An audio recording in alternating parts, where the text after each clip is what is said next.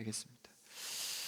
말씀으로 돌아와서 사도행전 12장을 마치면서 헤롯의 죽음과 말씀의 흥왕이라는 제목으로 오늘 사도행전 말씀을 이어가기를 원합니다. 오늘 말씀은 문단이 여러 가지로 나눠져 있고 또 이어서 읽다 보면 왠지 모르게 이어지지 않는 것 같은 느낌을 받게 됩니다.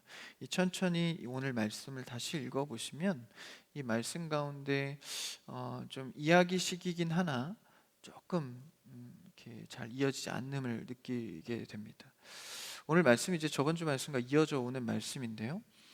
이제 저번 주 말씀을 보니까 이제 베드로가 이 감옥에 갇혔다가 하나님의 호련히 임하시는 은혜로 이제 풀려나게 됩니다.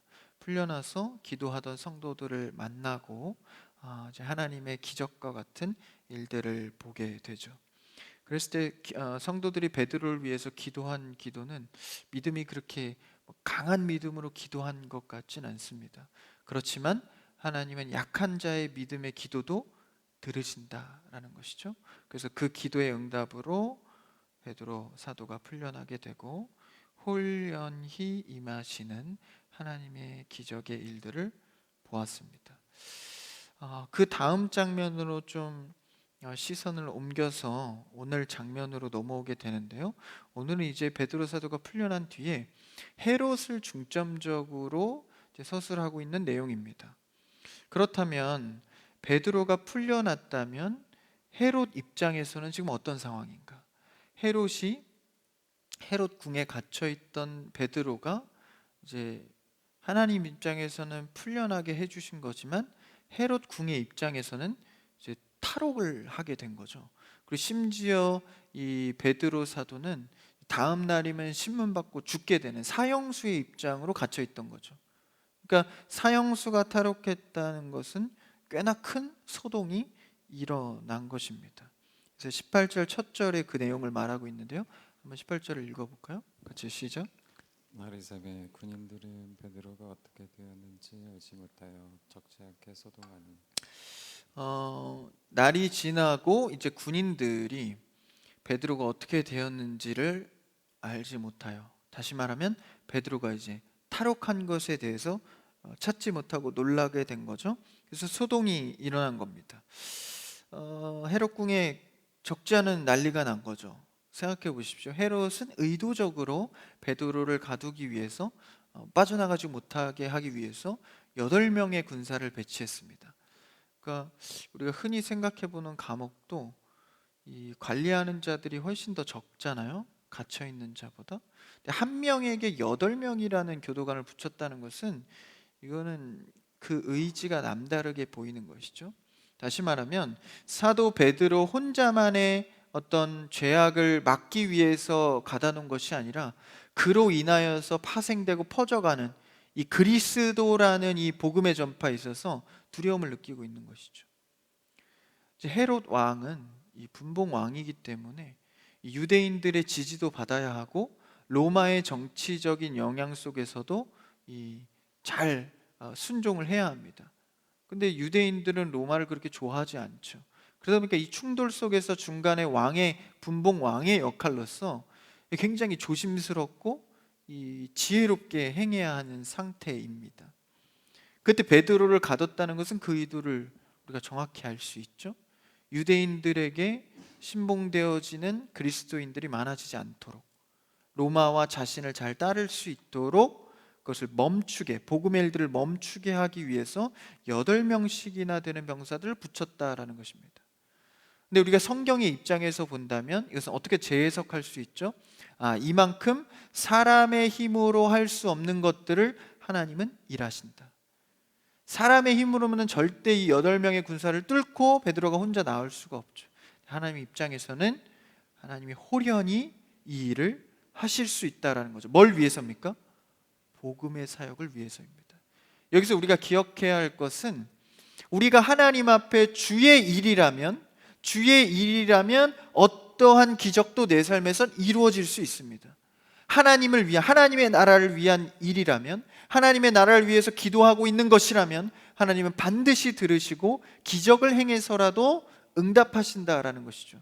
여러분은 요새 하나님께 어떤 기도를 하고 계십니까? 주의 일에 관하여서 혹은 복음에 관하여서 그리스도에 관하여서 찾고 구하고 사모하고 계십니까?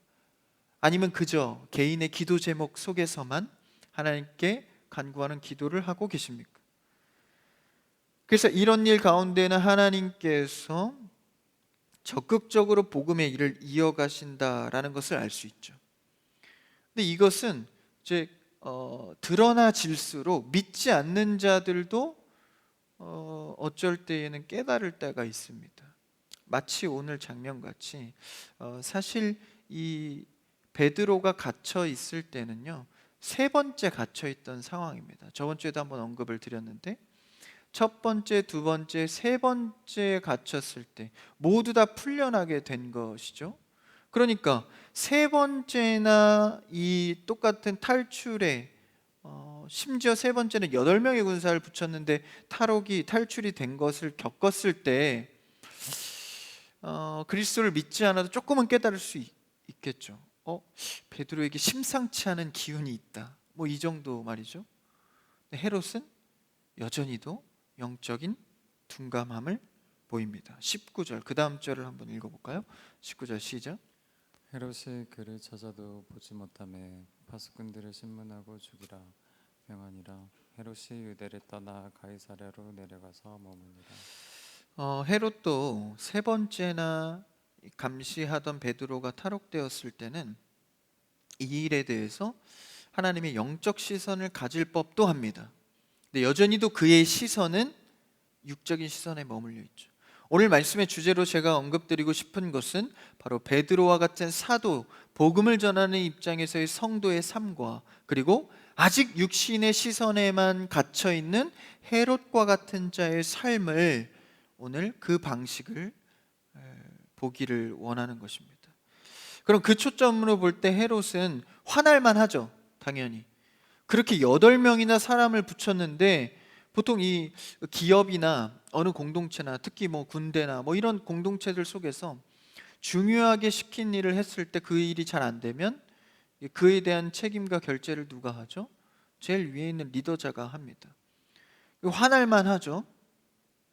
그때 하나님의 영적 시선으로 보았다면, 이 자는 정말 그리스도의 사람으로서 하나님이 뭔가 이를 통해 일하고 있구나, 뭐 이것을 눈치챌 법한데 헤롯은 여전히도 육신의 사람의 시선만 갖고 있었습니다. 그러니까 이것이 육의 사람으로서의 한계다라는 것이죠.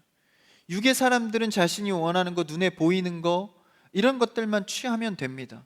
영적인 사람은 눈에 보이지 않는 것들, 또 우리가 심판받아야 할 저 너머의 하나님의 나라의 세계들, 신앙적인 것들, 이런 것들을 갖고 있기 때문에 육적인 시선과 영적인 시선은 매우 다릅니다. 그럼에도 불구하고 이 헤롯은 여전히 육적인 시각 속에서 경비병들을 처형하게 됩니다. 그리스도인들 내면에도 이런 것들이 있을 수 있죠. 표면은 그리스도인이고 교회도 다니고 열심히 신앙생활 하는 듯한데 영적인 시각에서 둔감하여진 상황들이 있습니다. 여러분들은 교회를 다닌 지 얼마나 되셨나요? 그리스도를 주라 고백하고 시인하고 있나요? 그렇다면 여러분의 영적인 시선은 어떠합니까? 헤롯처럼 육적인 시각 속에서 벌어진 일들에 대해서만 생각하고 있는지, 아니면 보이지 않는 영적인 부분까지 내가 염두를 하고 있는지, 저는 여러분에게 간곡히 권합니다. 영적인 감각이 둔감해지지 않기를 주님의 이름으로 축복합니다. 영적인 감각이 계속해서 예민하고 믿는 자로서 잘 판단할 수 있어야 하는 것이죠. 여러분, 이 감각도 뭐 선천적인 것도 있겠지만 이런 감각적인 것도 다 훈련되고 키워지는 영역이 훨씬 더 많습니다. 아무리 감각이 둔한 자도요, 그 영역에 대해서 계속 훈련하고 배우면 감각이 살아나게 됩니다. 여러분들도 영적으로 영적인 것에 자꾸 자신을 노출시키고 훈련시키면 여러분들의 영적인 감각이 살아나게 되어 있습니다. 여러분, 예배 시간에 여러분을 자꾸 노출시키시고 기도의 시간에 여러분을 자꾸 노출시키십시오. 개인의 기도가 막혀서 잘 안 되신다면 공적인 기도 제목을 붙들고 기도하십시오. 내 개인을 위한 기도가 잘 되지 않는다면 상대를 위해서 기도해 보십시오. 영적인 것에 자꾸 자신을 노출시킬 때 여러분의 영적인 감각이 살아날 수 있습니다. 영적인 감각이 살아나야 세상 속에서 육적으로 살아가는 그 사람들 틈에서 우리가 영적인 영향을 줄 수가 있는 것이죠. 그래서 성도는 늘 좋은 분별력과 판단력이 있어야 합니다. 하나님 보시기에 이건 싫어하시겠다. 하나님이 이거 좋아하시겠지? 내가 영의 사람으로서 이렇게 말해야지. 이 말은 하지 말아야지. 침묵해야지. 이런 것들을 영적인 감각 속에서 지켜갈 수 있는 것이죠. 어떻게 우리가 신앙생활의 영적인 부분을 다 이론화시켜서 배우는 것으로만 끝나겠습니까? 이론화되지 않아도 내 영적인 감각이 살아나서 그것에 대한 분별과 판단이 필요하다라는 것이죠. 간혹 신앙의 선배들이나 어르신들이 이런 얘기를 하죠.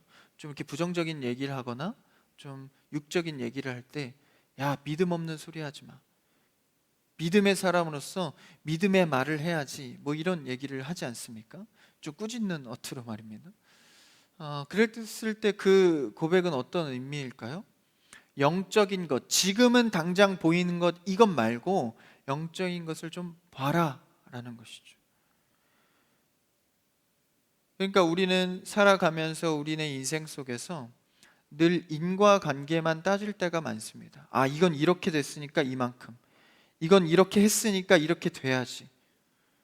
오늘 말씀에서 말하고자 하는 그 육신의 시각은 바로 헤롯의 삶을 말합니다.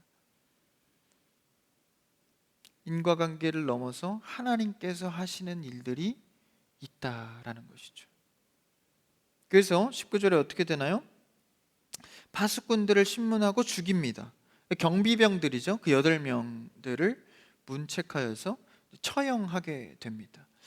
뭐 오늘날에도 그렇게 처형까지는 아니어도 공무원들 보면 이제 잘못하면 그 자리에서 면직시키지 않습니까? 그래서 이제 그런 것들과 비슷한 형태로 이때 당시에는 처형을 하게 되면 죽였다라는 거죠. 그러니까 이것은 당시 명령이 불법은 아닙니다. 당시에 법적으로 사형수나 중대한 일을 맡은 자들이 그것을 이행하지 못했을 때 대신 죽게 하는 어떤 이런 법들이 있었기 때문에 베드로가 사형수였기 때문에 대신해서 이 경비병들을 죽이게 되죠. 좀 법적인 명령이긴 합니다. 근데 이게 다 어떤 판단이죠? 육적인 시각 속에서의 판단입니다. 그래서 우린 늘 영적인 시각을 갖고 살아야 하는 것이죠. 하나님의 의도가 무엇인가? 나에게 원하는 것은 무엇인가? 이 신앙의 길이 하나님께서 무엇을 하기를 원하는가? 그것을 볼 줄 알아야 합니다. 이것은 뭐 신령한 어떤 사역자만의 영역이 아니라 하나님을 믿고 따르는 자, 믿음의 사람이라면 모두가 이 영적인 눈이 열려져야 합니다. 저는 여러분에게 간곡하게 도전합니다. 여러분이 신앙생활 해가면서 날마다 영적인 감각이 살아나는 여러분 되길 축복합니다. 그래서 누군가는 다들 그렇다고 말할 때 충분히 아니라고 혼자 말할 수 있는 그런 영적인 감각이 있어야 한다는 것이죠. 그래서 이것이 어떤 싸움인가의 싸움의 전선을 잘 알아야 합니다. 이것이 지금 영적인 싸움이구나. 저 사람 성격이 잘못돼서 쟤 원래 저러잖아. 그게 아니라 이거 영적인 싸움이구나. 기도할 때이구나. 내가 저에게 권면할 때이구나. 그것을 영적인 싸움으로 잘 인식할 줄 알아야 하는 것이죠. 그래서 헤롯은 하나님이 주도하고 계심을 보지 못하고 있는 것이죠. 헤롯의 이런 육신적인 시각의 행보는 계속됩니다. 그러면서 19절 끝에 보니까 헤롯이 유대를 떠나서 가이사랴라는 지방으로 내려가게 됩니다. 이 가이사랴로 내려갈 때는 헤롯 분봉왕이죠. 분봉왕이 유대 지역의 끝에 있는 이 가이사랴로 갈 때는 항상 중요한 일이 있거나 이 로마 황제가 생일을 맞이하거나 이런 중차대한 일이 있을 때 가이사랴로 이동해서 머뭅니다. 그래서 유대의 한 지역이 있던 이 가이사랴로 이제 그 헤롯이 지역을 이동하게 되죠. 뭐 중요한 일이 있었던 것 같습니다. 근데 이 가이사랴라는 이 지역을 조금 더 이 조사를 해보면 원래는 이 가이사랴 지방은 이제 못 사는 동네였습니다. 고달프고 항상 배고프고 좀 지저분하고 뭐 이런 동네였어요. 근데 이제 이 분봉왕이었던 헤롯 왕이 이 가이사랴 지역을 완전히 개발을 시키게 됩니다. 신하들의 어떤 촉구와 신하들의 얘기를 듣고 좀 강제적으로 이 지역을 개발을 시킨 거예요. 그래서 개발을 시키다 보니까 당연히 좀 잘 살게 되죠. 근데 개발할 때에 누구의 정신이 들어가죠? 그 최종 이 권한을 가진 이 개발자의 정신이 들어가게 되어 있습니다.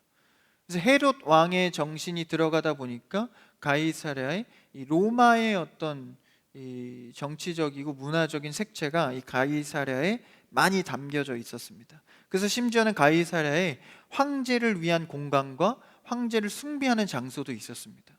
그렇게 분봉 왕이었던 이 헤롯이 가이사랴를 그렇게 발전시킨 것이죠. 그 발전되고 로마 황제를 위해서 봉헌할 수 있는 장소까지 마련해서 그 지역을 황제에게 바칩니다. 얼마나 이 황제가 좋아하겠어요? 도시를 개발해서 자신한테 바치니까 말이죠. 그러면서 그 땅은 누구 땅이에요? 이스라엘 땅이니까 또 이스라엘 눈치도 보고 있는 거죠. 어쨌든 그러한 지역에 중요한 일이 있을 때 헤롯이 갔다라는 것이죠. 그래서 헤롯은 계속해서 이런 인본적인 행보를 계속하면서 지금 이 사도행전은 뭐죠? 사도들이 복음 전하는 내용입니다. 그것과 이제 대비해서 이런 장면을 보여주고 있는 것이죠. 헤롯은 이 분봉왕 왕가의 혈통인데 예수님 시대에서도 이 헤롯 왕이 있었습니다. 물론 이 지금 오늘 말씀에 나온 헤롯은 다른 헤롯이지만 그 혈통을 아예 조상격으로 올라가서 구약 시대로 올라가면 헤롯의 혈통은 에서 집안입니다. 그러니까 야곱의 이야기를 아시죠?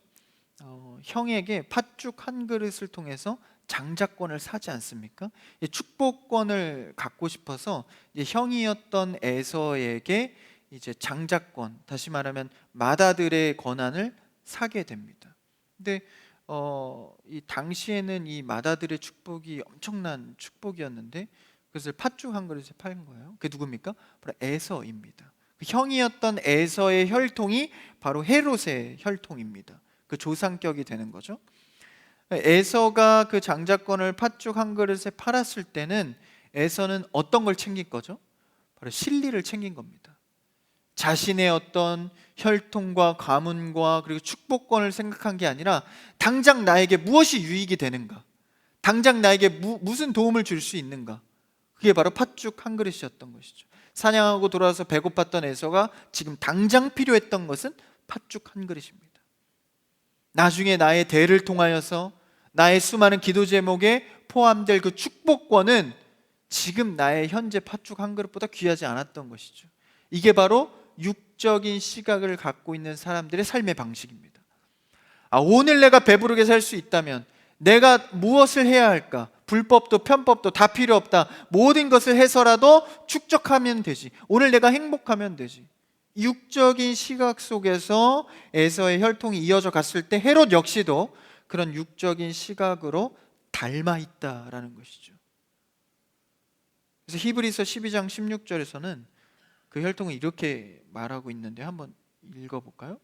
앞에 띄워주세요. 시작. 음행하는 자와 혹 한 그릇 음식을 위하여 장자의 명분을 판 에서와 같이 언행된 자가 없도록 살피라.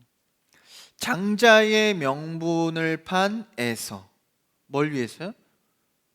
한 그릇의 음식을 위하여. 이걸 뭐라고 말합니까? 망령된 자라고 표현합니다. 다시 말하면 육적인 일에만 도모하여 살아가는 자. 이 땅 가운데 인생이 그냥 100년 열심히 살아서 행복하면 되지라고 생각하는 그러한 자의 표현을 하고 있는 것입니다. 여러분, 우리는 어쩌면 신앙생활을 열심히 한다고 하지만 육적인 시각으로 살아갈 때가 훨씬 더 많은지도 모릅니다. 오늘 헤롯의 삶의 방식과도 말이죠. 그래서 무엇이 나에게 유익이냐, 무엇이 나에게 손해냐, 보이는 것, 잡히는 것, 그것에 대해서만 생각하고 있다는 것이죠. 혹시 내 속에 헤롯과 같은 모습이 없는지 우리는 날마다 점검해야 합니다. 그래서 헤롯의 정치나 로마의 정치, 그것이 맞아 들어갈 때 내가 그 큰 권력을 누릴 수 있고, 또 내가 현재 다스리는 그 백성들이 유대인들이잖아요. 유대인들의 민심을 사야 또 그들에게 많은 것들을 얻을 수 있고, 그래서 그런 육신의 태도의 방식으로만 살아갔다라는 것이, 그게 바로 가이사랴의 그 지방의 방식이기도 합니다. 자신이 그런 태도로 그 가이사랴를 발전시켰기 때문이죠. 그 다음 20절을 한번 읽어볼까요? 또 다른 문단입니다. 20절 오늘 본문입니다. 시작. 헤롯이 들어와 시돈 사람들을 대단히 노여하니 그들의 지방이 왕국에서 나는 양식을 먹는 까닭에 한 마음으로 그에게 나와 왕의 침소 맡은 시나 블라스도를 설득하여 화목하기를 청함지라. 20절을 보니까 조금 어렵죠. 좀 말이 갑자기 이게 왜 이런 얘기를 하나 싶기도 하고, 좀 말의 이게 문장이 좀 매끄럽지가 않아 보입니다.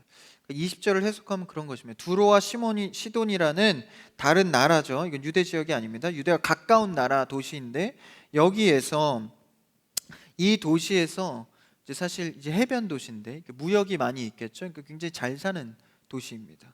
그리고 풍부한 것들이 많이 오가고, 풍족하고 풍요로우면 뭐가 많이 들어오죠? 이 우상 신들이 많이 들어오게 되어 있습니다. 그래서 물자를 수송할 뿐만 아니라 많은 이 우상들도 오고 가고, 실제 이 지역에서는 원래 구약 시대 때 이세벨이 있던 지역입니다. 그러니까 우상의 대표격이죠. 그러한 지역의 이 두로와 시돈인데, 여기 사람들을 헤롯이 굉장히 이제 좋아하지 않았어요. 무슨 까닭인지 모르겠지만 좋아하진 않았는데, 그 지방의 왕국에서 나는 양식을 먹어야 하는 이유 때문에, 다시 말하면 헤롯 왕이 있는 지역에서 양식을 가져와야 했던 겁니다. 어디에서요? 시돈과 두로와 시돈에서. 두로와 시돈은 풍족하긴 하지만 양식이 거기서 나진 않았어요. 그러니까 막 이런 그 나라가 발전하기 위해선 지하 자원들이 많아야 되잖아요. 자원들은 많았는데 실제 음식과 관련된 양식은 많이 나지 않았습니다. 그 양식을 들여오기 위해서 헤롯 왕이 있던 그 유대 지역에서 가까우니까 들여와야 하는데 헤롯이 별로 좋아하지 않았다라는 거예요. 그래서 두로와 시돈 사람들이 그 헤롯 왕에 가서 그 신하를, 20절 끝에 잘 보십시오, 신하 블라스도라는 자에게 설득해서 좀 화목해서 우리 양식 좀 잘 주십시오 라고 청을 한 겁니다. 이 얘기를 갑자기 20절에 왜 실어 놓는 거예요? 그러니까 이 청을 했을 때에 그가 화목하게 그 청을 들어줬다라는 거예요. 그럼 이 얘기를 갑자기 20절에 하고 또 21절에 또 다른 얘기예요. 이 얘기를 왜 언급했을까요? 헤롯 왕은 자신의 어떤 싫어하는 신념이나 해야 될 일 이전에, 그러니까 친교 맺고 이제 화목하게 되는 이유를 실리적인 측면에서 했다라는 거예요. 사실 영적인 눈으로 보면 더 추구해야 될 가치들이 있지만, 서로 미워하는 그런 면모들이 있었지만 정약에 필요한 대로 취했다라는 것입니다. 그러니까 우리가 그런 경우들 있잖아요. 내가 이 사람은 가까이 하면 내 신앙적으로 어렵겠다. 그럼 좀 멀리 해야 되잖아요. 근데 이 사람이 밥을 잘 사. 내 신앙에 도움은 안 되는데 밥을 잘 사. 뭐 엔간한 데 말고요. 그냥 호텔 음식 같은 거 아무렇지 않게 매일 사는. 전사님 먹는 게 답니까? 뭐 그럴 수도 있겠지만, 나의 실리를 채워주는 사람이라면 여러분 어떻게 하시겠습니까? 그러니까 쉽지 않은 문제가 될 수도 있겠죠. 근데 이 육적인 시각에 갇혀있던 헤롯은 그런 정약적인 조건이 있다면 바로 취해버리는 겁니다. 내 영적인 방향과 생각이 어떠하든지 먼저 실리를 추구하는 것이죠. 이게 바로 헤롯의 방법이었다라는 것을 20절에 한 번 더 언급해주고 있는 겁니다. 그리고 이러한 자의 행태는 또 어떠한가? 21절에 한 가지가 더 나옵니다. 21절을 읽어볼까요? 21절 시작. 헤롯이 나를 택하여 왕복을 입고 단상에 앉아 백성에게 연설하니. 지금 헤롯이 이제 가이사랴에 가서 그 나를 택하여서 왕복을 입고 단상에서 백성들에게 연설을 하는 겁니다. 그러니까 이것으로 보건대 가이사랴로 간 이유가 황제의 생일이었던 것 같아요. 그 정도 돼야 헤롯이 날을 정하고 그날에 왕복을 입고 단상에서 연설할 정도가 되는 겁니다. 그래서 그때에 연설을 하는데, 여기서 왕복을 입었다는 것은 이제 다른 문헌에 보면 이때 당시는 이제 낮 시간, 다시 말해 해가 뜰 시간이라고 기록합니다. 그러니까 이 해가 뜰 때에 이 왕복을 입으면 이 그 왜 여성들 드레스에 보면 뭐라 그러죠? 이게 막 반짝반짝반짝하는 거 있잖아요. 그런 비즈라 그러나요? 뭐 보석 같은 걸 쫙 달지 않습니까? 그러면 작은 빛에도 이 왕복이 엄청나게 반짝반짝거려요. 그러니까 동이 틀 때, 정오 때에 그 옷을 입고 단상에 서면 굉장히 거룩한 사람처럼 보이는 거예요. 그리고 또 전에 카톨릭이 그 카톨릭 들어가면, 그 성당에 들어가면 굉장히 위험이 있잖아요. 그걸로 벌써 압도를 하는 거예요.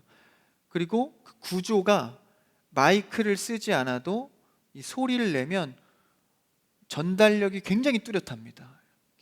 그리고 성가대가 노래를 하면 마이크가 없어도 확 천사의 소리 같고, 이런 부수적인 요소를 통하여서 진짜를 헷갈리게 하는 것이죠. 그래서 헤롯 왕도 이 연설보다도 왕복을 딱 입고 그 단에 섰을 때 벌써 위험이 다른 겁니다. 그래서 나중에 종교개혁이 일어났을 때도 카톨릭의 그러한 잘못된 관습들을 다 부시잖아요. 십자가 거는 행위들, 우리 교단에서는 최소한 하지 않죠. 그리고 뭐 거룩하게 이렇게 보이게 하는 그 치장들, 그렇죠? 그런 것들을 다 제하는 거죠. 요새는 이제 가운 같은 것도 잘 입지 않죠. 그런 어떤 이 말씀의 권위 이외의 것들을 너무 부각시키는 거. 그래서 이 단위에 설 때도 말씀 전하는 자는 좀 굉장히 조심해야 됩니다. 저도 굉장히 조심스러운데, 저도 원래 이런 뭐 정확한 이런 2대8의 가르마 이런 거 별로 안 좋아하거든요. 이런 걸 해요. 저도 단정하고 거슬리면 안 되니까. 그렇죠? 저도 이게 정장 이런 거를 이렇게 편애하는 성격은 아닙니다. 저는 항상 이것이 여러분에게 익숙할 수 있도록 평소에도 이렇게 정장을 많이 입고 하는데, 그러니까 이런 것들이 아무것도 아닌 게 아니에요. 이런 것들이 말씀보다 위에 서지 않도록 그런 것들이 굉장히 중요하다라는 것이죠. 헤롯은 육적인 시각 속에서 이런 것들을 추구했다라는 것입니다. 그랬을 때 백성들의 반응이 어떠했나요? 22절을 한번 읽어볼까요? 22절이요. 시작.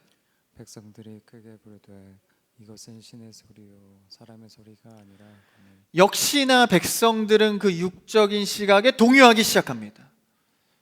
야, 저를 봐라. 저 헤롯 왕을 봐라. 저것은 신의 소리다. 사람의 소리가 아니다. 그것을 왕복으로 치장하고 햇빛이 비춰질 때 마치 신격화되는 모습을 보게 되는 것이죠. 그래서 그 입술에 나오는 소리가 와, 신의 소리 같다. 오늘날에도 이 기독교 안에도 충분히 이런 일은 많이 발생되어집니다. 그래서 말씀에 시선을 두지 않고 다른 것에 빼앗기는 것이죠. 여러분들 이 크리스찬 교회 예배 드리면서 말씀 외에 다른 것에 시선을 뺏기지 않기를 주님의 이름으로 축복합니다. 집중하십시오. 제가 전하는 말씀에 집중하십시오. 그래서 하나님의 음성을 듣는 영의 사람이 되기를 바랍니다. 육적인 사람들은 이것에 집착하게 되는 거예요. 그래서 백성들도 역시 그것에 집착하여서. 그래서 여러분, 정말 중요한 것이 사역자, 다시 말하면 말씀 전하는 자를 잘 만나는 것이 매우 중요합니다. 그래서 여러분들이 어쨌든 산부 예배에 나오고 청년부의 리더십을 받고 계신다면 저와 연관이 되어 있는 것이죠. 그래서 저는 부단히도 여러분에게 영적으로서 영향을 미치기 위해서 저를 단련합니다. 제가 육적인 시각을 갖게 된다면 육적인 소리를 할 것이고, 육적으로 말씀을 전할 것이고, 말씀보다는 재밌는 얘기를 많이 첨가해서 여러분을 혼동시키실 것입니다. 그렇다면 여러분은 그 육적인 소리에 반응을 하겠죠. 야, 좋다. 육적인 거. 영적인 것에 깨어있기를 여러분 축복합니다. 그래서 영적으로 예민하십시오. 오늘날에도 그런 일들이 매우 많이 일어납니다. 여러분, 박혁 전도자 아세요?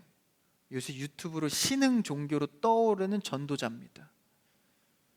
그래서 뭐 어디서 나왔는지 뭐 그 어디서 영향을 받았다고 하는데 그것은 기독교계에서 명확히 이단입니다.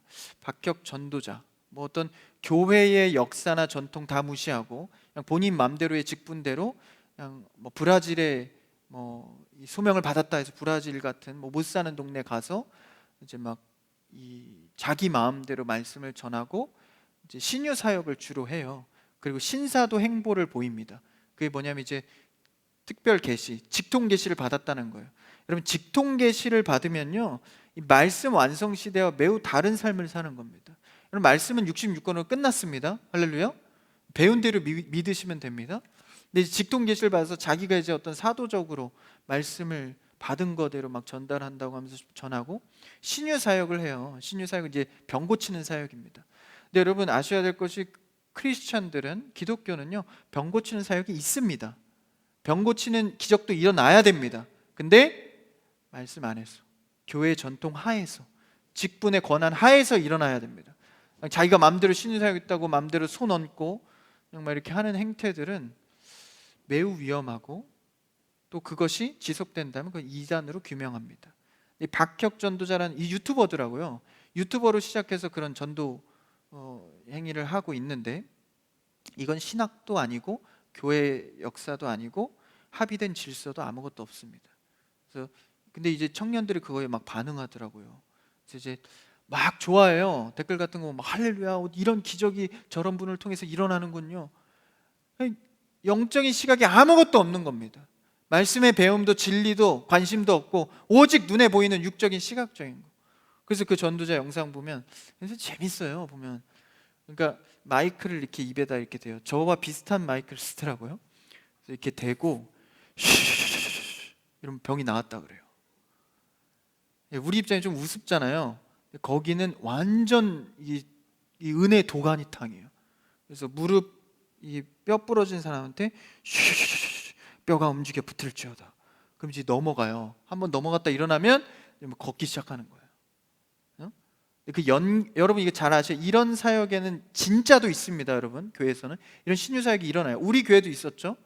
암 걸리신 분들이 생명이 연장되고 낫게 되고 이런 게 있습니다.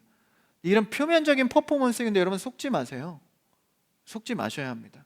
그런 거 여러분 영상으로 보면 좀 우스지만 현장에 가보시면 진짠가? 속게 돼요.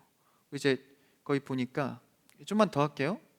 재밌어요. 이게 레드 카드 같은 게 있어요. 거기다 이제 슈 이렇게 해서 뭘 부으면 사람들한테 그거 딱 주면 뜨겁다고 막 이걸 병 걸린 듯 대라고 낫게 된다고.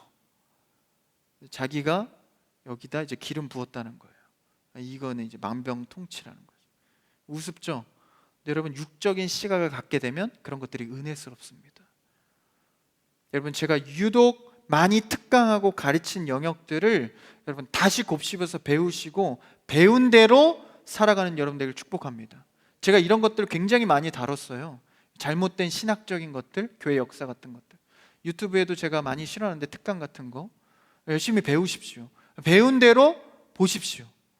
배운 거 다 배울 때는 은혜 받고 집어쳐버리고 그냥 육적인 시각으로 가지면 해롭과 같은 행보를 가진다라는 거. 왕복 입고 정오 때 사람들 홀려서 신의 소리처럼. 실제로 이때 당시에는 황제는 신격화해서 그를 추종했습니다. 그의 소리는 진리의 말씀이었고요. 우리는 사람의 소리가 아니라 항상 주의 말씀에 의해서, 주의 말씀에 의해서. 여러분이 육적인 시각이 아닌 영적인 시각을 갖게 되기를 축복합니다. 그래서 그 박혁 전도자 그분이 제가 좀 프로필 봤어요. 그러니까 어디 대학교 그 연극영화과더라고요. 연기가 좀 있어 보여요. 보시면 탁월해요. 저도 이렇게 정보를 알기 위해 봤다가 빠져들더라고. 그분의 이 연기력이라고 해야 될까요? 그 눈빛과 성경책 딱 들고 나와서 쫙 한번 이렇게 봐요. 그리고 탁 이렇게 하거든요. 그거 한번 보세요. 요새 영적인 심각이 둔감한 자들은 보지 마시고 네, 저한테 잘 배우신 분들은 보셔도 됩니다. 우리는요, 스스로 신이라 부르는 헤롯과 같은 자신을 높일 수 있는 길을 날마다 철저히 배척하고 철저히 경계해야 합니다. 나는 낮아지고 주만 설 수 있도록 늘 그 고백을 여러분 마음속에 이마에 붙이시고 팔에 차시고 늘 고백해야 합니다. 나는 죄인이라는 타이틀을 늘 잊어서는 안 됩니다. 나는 죄인입니다. 그 죄인으로 주 앞에 서야 하는 것이죠. 내 영광에 취하지 마시고 주의 영광 뺏지 마시고 늘 죄인으로서 주 앞에 서는 여러분 되길 축복합니다. 그래서 하나님께만 영광을 올려야 되는 것이죠. 황제의 신격화가 되어서 헤롯도 신의 소리요 사람의 소리가 아니라 이런 사람들의 이런 반응을 지금 이렇게 자아내게 된 겁니다. 헤롯도. 그러니까 육의 시선을 갖고 있는 자가 어떤 행보를 가고 있는가를 오늘 문단을 나눠서 보여주고 있는 겁니다. 그렇다면 그렇게 육적인 시각을 갖고 영적인 시각이 필요한 때에도 보여줬는데 베드로가 3번이나 그렇게 8면의 철저한 군사 속에서 빠져나왔는데 계속해서 육적인 행보를 달려갔을 때 그의 말로는 어떠했는가? 23절을 한번 읽어볼까요? 23절 시작. 헤롯이 영광을 하나님께로 돌리지 아니하므로 주의 사자가 고치니 벌레에게 먹혀 죽으니라. 계속해서 영적인 시각을 유도하고 보기를 원했지만 헤롯은 그 영광을 하나님께 돌리지 않았습니다. 자기가 취했죠. 보면 압니다. 그랬을 때 그의 말로는 주의 사자, 주의 천사를 지켜서 하나님이 벌레에게 먹혀 죽는 수치스럽고 그렇죠? 그의 인생이 어떻게 살았는지를 허망하게 죽게 합니다. 여러분, 잘 사는 것도 중요하지만 잘 죽는 것도 중요합니다. 내가 생의 마지막에 어떤 고백을 할 것인가? 주 앞에 주님께 영광의 고백을 하고 죽게 돌아가는 여러분 되시기를 축복합니다. 얼마나 수치스러워요? 그렇게 사람들에게 신의 소리라 칭송받던 자가 결국 그 끝의 말로는 주의 사자에 의해 벌레에 먹혀 죽게 됩니다. 그 다음 절이 큰 동그라미가 있고 문단이 바뀐다는 뜻이죠. 24절을 읽어볼까요? 24절 시작. 하나님의 말씀을 흥왕하여 더하더라. 갑자기 생뚱맞게 이런 구절이 나와요. 25절은 더 생뚱맞습니다. 25절 읽어볼까요? 시작. 바나바와 사울이 부조하는 일을 마치고 마가라는 요한을 데리고 예루살렘에서 돌아오니라. 바나바와 사울이 부조를 했다는 것은 이제 사역입니다. 이 사역을 마치고 이제 돌아왔다는 거예요. 예루살렘으로. 이 얘기를 갑자기 왜 헤롯 죽어서 지금 이 난리통에 이 얘기를 왜 하는 겁니까? 하나님의 말씀은 흥황하고 바나바와 사울은 사역 열심히 하고 요한 데리고 예루살렘으로 돌아왔다. 전혀 맥락이 이어지지 않잖아요. 여러분, 이것은 오늘 말씀에서 이어지는 헤롯의 죽음과 하나님의 사역, 그러니까 하나님의 사역은 어찌 됐든 계속되어진다라는 것입니다. 그렇죠? 하나님의 말씀은 흥왕하더라. 그 신격화되던 헤롯이 살든지 죽든지 하나님의 사역은 계속된다라는 거예요.